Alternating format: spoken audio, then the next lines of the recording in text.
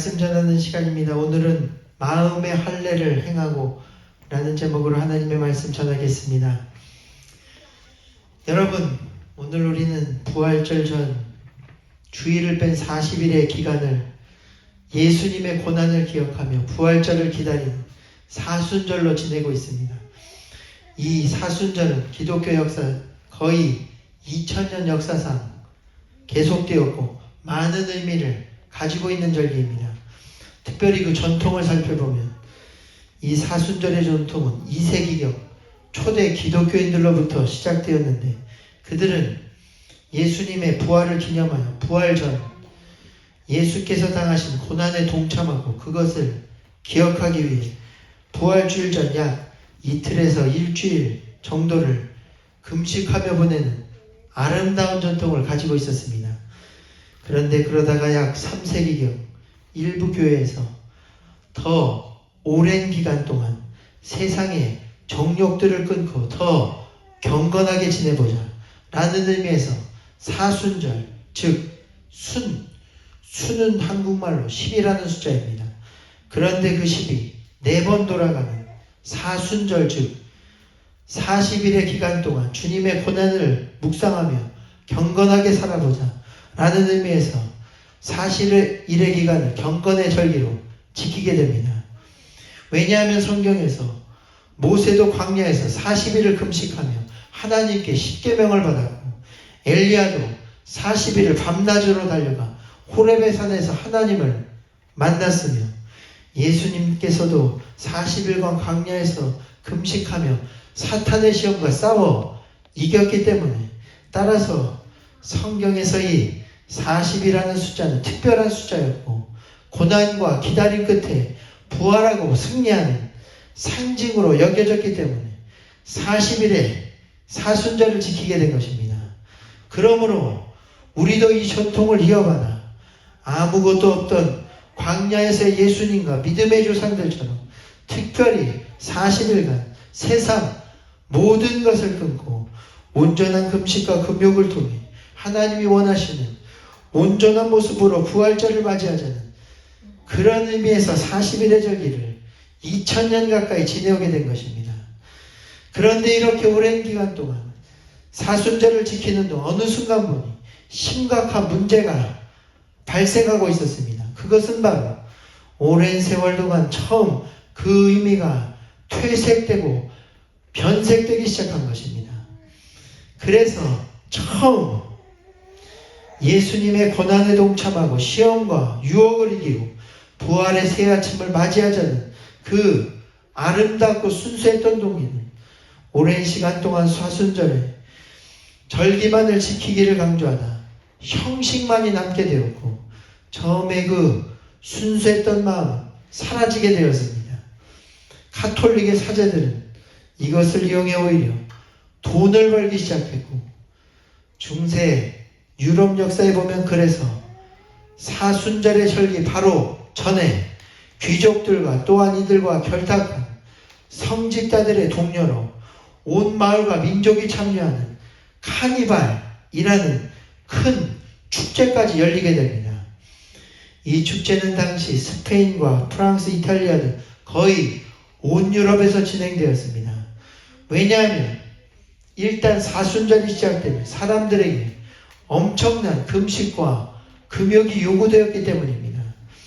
이 금식과 금욕의 규칙이 얼마나 엄격한지 당시 수도 생활에 익숙한 사제들조차도 사순절이 10년에 한 번만 있었으면 좋겠다 라고 말할 정도였습니다. 따라서 사람들이 만든 것은 사순절 전주기간 동안에 카니발 축제였고, 금식과 절제의 절기가 오기 전에 축제를 통해 마음껏 즐기자는 것입니다. 특별히 카니발의 그 이름들, 카르네, 고기를 발레, 끊는다, 고기를 끊는다라는 그 단어의 뜻에도 들어있는, 이제 기름진 고기와 음식을 끊는 사순절이 오기 전에 카니발, 고기를 끊는다 라는 이 단어를 힘차게 외치며 그 전에 마음껏 즐기자는 카니발의 축제를 열게 된 것이었습니다. 그러니 이는 사순절을 오히려 지키지 않느니만 못하게 된 것이었습니다. 더군다나 축제의 중심인 나라 이탈리아의 베네치아에서는 13세기서부터 축제 기간 동안 술과 음식을 흥청망청 먹고 가면을 쓰고 춤과 음악을 즐기는 일명 가면무도회라고 불리던 축제가 열리게 되었는데, 이때 축제는 너무나도 화려했지만 중세시대 가장 타락한 축제 중 하나로 발전하게 됩니다. 왜냐하면 축제에 참가하던 모든 사람들이 가면을 가리고 서로의 얼굴과 신분을 숨긴 채 보는 사람마다 성적 관계를 맺었기 때문입니다. 그리고 이때 유럽에는 이로 인해 수많은 사생아들이 태어났습니다.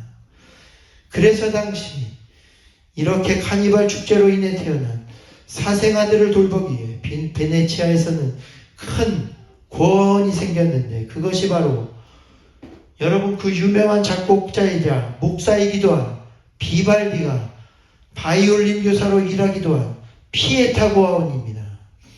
당시 피에타 고아원에는 수많은 고아들로 인해 인산이 내었고, 비발디는 그들을 거두어 유럽에서 가장 큰 고아들의 오케스트라를 만들기도 했습니다.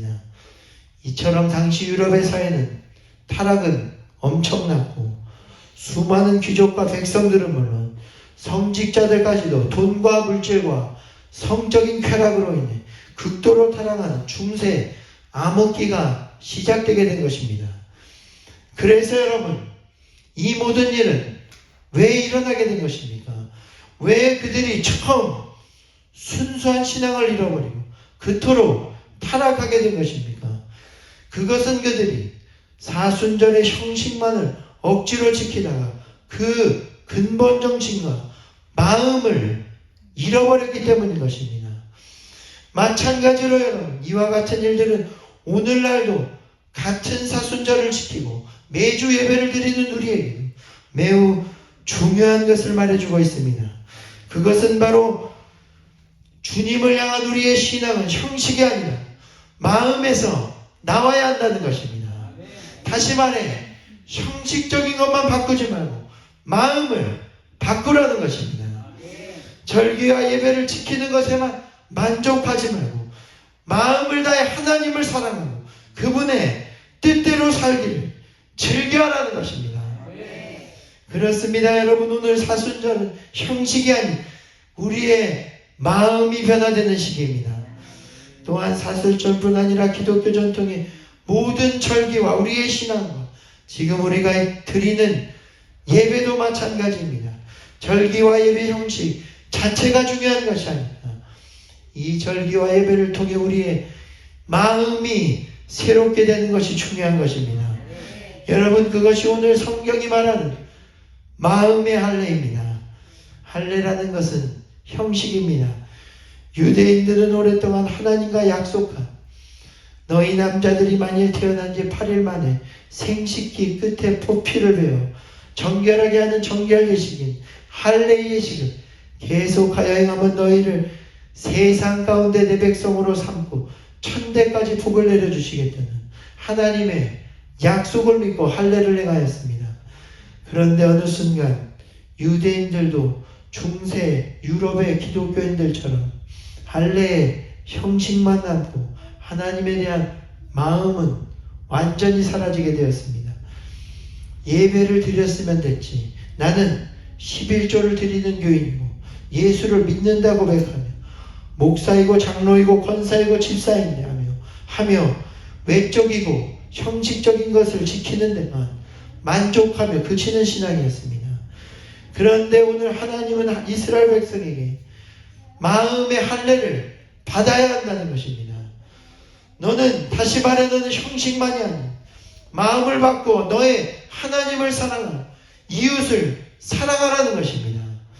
마음을 다해 너의 맡은 바 직분을 다하고 그분의 계명을 지키며 죄를 멀리하고 하나님 가까이 하기를 힘쓰라는 것입니다. 오늘 저와 여러분의 사순절이 이렇게 마음이 변화되어 주님을 사랑하며 예배하는 그러한 기간이 되기를 주님의 이름으로 축원드립니다. 그렇습니다. 오늘 우리에게도 사순절은 또한 우리의 모든 신앙의 시간, 형식과 겉모습에만 그치는 시간이 아닙니다. 주님의 고난을 생각하며 본질과 마음이 변화되어야 하는 것입니다. 주님의 고난을, 마음의 변화를 받아 하나님을 사랑하고 마음 근본이 이웃을 향한 사랑과 관심으로 가득해야 할 시기입니다. 오늘 우리가 형식적으로 예배를 드리고 남을 그저 돕는 곳에만 그치는 것이 아니라 마음을 다해 하나님을 사랑하고 죄에서 벗어나기를 힘쓰며 정성을 다해 이웃을 섬기고 진정한 마음으로 주님을 가까이 해야 하는 것입니다. 그래서 여러분, 오늘 마음이 바뀌지 않으면 형식은 백날 바꿔봐야 소용없습니다. 어떤 행사와 이벤트도 우리를 주님께로 이끌 수가 없습니다. 성령으로 마음이 변화되어야 합니다. 마음이 할례와 마음이 변화되는 것은 오직 성령께서만이 하실 수 있습니다. 우리는 성령께서 우리의 마음을 깨뜨리시고 우리의 마음의 근본이 변화되게 기도해야 하는 것입니다. 그래서 여러분, 성령께서 말씀으로 우리 가운데 역사하실 때 우리의 마음은 크게 두 가지 반응을 하게 됩니다. 첫째는 우리의 마음이 성령으로 마음의 할례를 받아 깨뜨려질 것인가, 아니면 더욱 강팍해져 변화되지 않고 하나님을 여전히 대적하고 불순종할 것인가. 바로 이 두 가지입니다. 사도행전 때 스데반 집사가 순교하기 전 따라서 그가 유대인들 앞에서도 한 말은, 목이 곱고 마음과 귀의 할례를 받지 못한 사람들아, 너희도 너희 조상들과 같이 항상 성령을 거스르는도다 말씀했습니다. 하나님이 아브라함을 통해 할례의 약속을 그들에게 주셨지만, 그런데 그들이 그들의 마음을 오히려 애굽으로 돌이켜 하나님을 버리고 형식적인 할례만 행하며 우상을 만들었다는 것입니다. 그러므로 너희는 형식으로만 할례를 받고 스스로 아브라함의 자손이라 생각하지 말고 마음과 귀의 할례를 받는 그 죄의 자리에서 돌이키라는 것입니다. 그런데 이때 그 말을 들은 유대인들이 마음에 찔렸다고 기록됐습니다. 그런데 여러분, 마음이 찔리는 중요한 것은 그들이 돌이키지 아니하고 오히려 스데반을 향해 이를 갈며 소리를 지르고 귀를 막고 일제히 달려들며 성 밖으로 내치고 그를 돌로 치니 스데반이 부르짖어 주 예수여 내 영혼을 받으시옵소서. 그리고 이 죄를 그들에게 돌리지 마옵소서 외치고 잠들었다 기록했습니다. 그 유대인들은 성령을 거역하고 마음에 할례를 받지 못한 채 2000년간 나라가 없이 저주받고 세계 곳곳에서 엄청난 환난을 당합니다. 여러분, 그들에게 성령께서 마음 가운데 할례를 주려 하실 때 그들이 거절했기 때문입니다. 그러므로 오늘 우리는 성령께서 우리의 마음 가운데 할례를 주려 하실 때 깨닫고 돌이키게 되기를 바랍니다. 성령을 받아들이고 마음을 깨뜨리고 변화시키게 되기를 축원드립니다. 이와 반대로 사도행전 2장 37절에 보면 베드로가 설교할 때 그 유대인들은 똑같이 마음에 찔리는데 아까와는 달리 그들이 베드로에게 말한 것은, 베드로와 사도들아 그리하면 우리가 어떻게 해야 구원을 받을 수 있겠습니까? 물으며 마음이 변화되기 시작합니다. 그때 베드로가 한 말은, 너희가 회개하여 각각 예수 그리스도의 이름으로 세례를 받고 죄사함을 받으라. 그리하면 성령의 선물을 받으리라 말씀했습니다. 그리고 이때 그 말을 받은 사람들이 회개하며 그날의 신도의 수가 3,000이나 더하더라 말씀합니다. 그러므로 여러분, 오늘 우리 가운데도 성령께서 예배와 말씀을 통해 우리를 깨뜨리시고 변화시키려 하실 때 성령께서 우리 마음을 변화시킬 수 있도록 기도해야 합니다. 성령께서 우리 가운데 역사하시도록 마음의 문을 활짝 여시게 되기를 바랍니다. 그러면 회개와 진정한 봉의 역사가 있게 될 것입니다. 여러분, 가장 중요한 것은 우리가 이렇게 우리의 그리고 마음을 변화시킨 후 반드시 해야 할 일이 있는데, 그것은 바로 우리가 신앙생활하며 주님을 사랑하고 이웃을 사랑하며 마음을, 그 일에 마음을 다해야 한다는 것입니다. 오늘 본문에도 이스라엘아, 내 하나님 여호와께서 내게 요구하는 것이 무엇이냐? 곧 내 하나님 여호와를 경외하며 그의 모든 도를 행하고 그를 사랑하며 마음을 다하고 뜻을 다하여 내 하나님 여호와를 섬기고 내가 오늘 내 행복을 위하여 내게 명하는 여호와의 말씀과 규례를 지키기를 원하노라. 그러므로 너희는 마음의 할례를 행하고 다시는 목을 곧게 하지 말라. 또 하나님 나 자신도 고아와 과부를 위해 정의를 행하며 나그네를 사랑하여 그에게 떡과 옷을 주시나니 그러므로 너희도 나그네를 사랑하라. 전에 너희도 애굽 땅에서 나그네 되었음이니라 말씀했습니다. 그래서 여러분, 마지막으로 오늘 마음의 할례의 핵심은 두 가지입니다. 첫째는 바로 하나님을 사랑하는 것이고, 둘째는 바로 이웃을 사랑하는 것입니다. 하나님은 우리가 형식적으로가 아닌 진정으로 그분을 사랑하기를 원하시는 것입니다. 또한 우리의 이웃, 여러분 여기서는 나그네라고 했는데, 나그네라는 것은 애굽에서 나오기 전 이스라엘을 의미하는 것으로서 지금으로는 구원받기 전 세상에 있을 때 우리의 모습을 의미합니다. 다시 말해 너는 아직 예수를 믿지 않은 세상 모든 나그네와 같은 이웃들을 진정한 마음으로 사랑하고 헌신하며 그렇게 진정한 마음으로 그들을 사랑하라는 것입니다. 그리고 우리가 그렇게 마음을 다할 때 하나님이 우리를 도우시게 되는 것입니다. 아브라함도 조카 롯을 위해 마음을 다해 기도하기 시작했습니다. 하나님, 소돔성에 의인 50명이 있어도 그들을 함께 멸망시킬 것입니다. 그리고 45명, 40명, 30명, 20명, 10명, 그리고 마침내 하나님이 아브라함 때문에 롯을 구원하셨습니다. 중요한 것은 소돔과 고모라의 멸망 전 하나님께서 아브라함에게 천사를 먼저 보내신 이유가 멸망을 미리 알려주기 위함이 아니었다는 것입니다. 하나님이 천사를 그에게 먼저 보내신 것은 멸망할 소돔과 고모라를 위해 마음을 다해 기도할 사람이 필요했기 때문이었습니다. 결국 어떻게 되었습니까? 아브라함이 50명에서 10명까지 마음을 다해 기도하자 하나님이 천사를 통해 롯을 구원해 주신 것입니다. 또한 가나안 땅 들어가기 전에도 정탐꾼 12명 중 10명은 모두 하나님의 말씀과는 반대로 그들은 크고 강대하니 들어갈 수 없다고 말합니다. 그러자 이스라엘 백성 200만 명이 모두 그들 쪽으로 기울기 시작합니다. 그런데 그때 단 2명만 마음을 짓기 시작합니다. 여러분, 여기 우리 가운데도 단 한 명이라도 이 세대를 위해 마음을 다해 하나님의 뜻을 구하고 마음을 찢어 기도하는 사람이 있다면 하나님은 그 기도를 들으실 것입니다. 그때 2명의 정탐꾼인 여호수아와 갈렙이 옷을 찢고 마음을 찢으며 백성들에게 이렇게 말합니다. 아니다, 이 땅은 하나님이 우리에게 주신 땅이다. 그들은 우리의 밥이니 불순종하면 안 된다. 결국 하나님의 마음을 다해 구한 그 2명을 통해 이스라엘이 가나안 땅에 들어가게 역사하셨습니다. 또한 갈렙도 85세가 되었는데 마음을 다해 구하기 시작합니다. 아직 정복되지 않은 땅 헤브론이 남았을 때 이 산지를 내게 달라고 하나님께 담대히 요청한 것입니다. 헤브론은 아무도 들어가지 않으려는 거인 족속, 아낙 족속이 사는 땅이었습니다. 거기는 진짜 목숨 걸지 않으면 들어갈 수가 없는 땅이었습니다. 그런데 갈렙이 85세인데도 마음을 다해 그 땅에 들어가게 하시는 것입니다.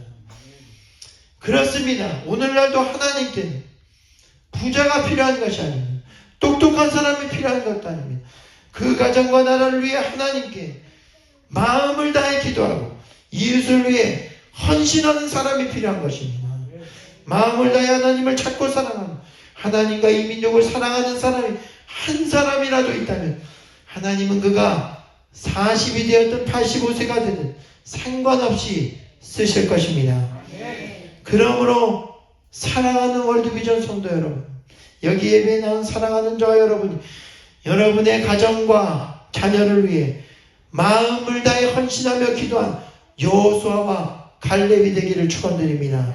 마음을 다해 주님을 섬기십시오. 마음을 다해 잃어버린 영혼들을 위해 사십시오.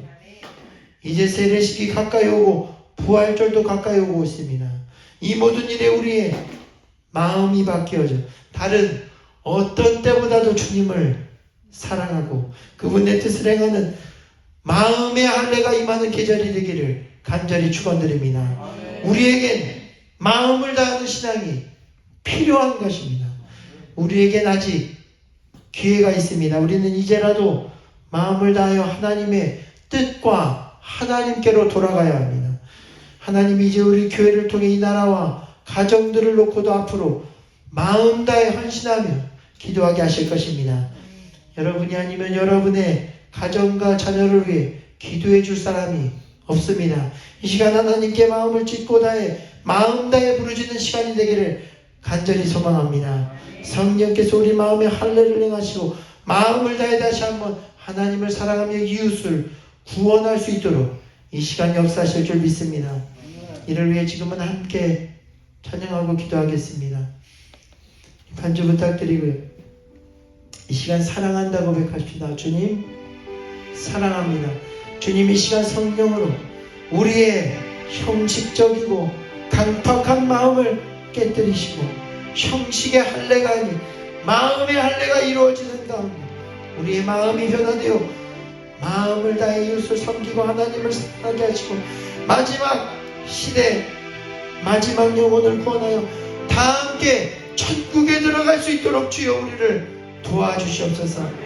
예수 사랑합니다 고백하며 다 함께 찬양하겠습니다.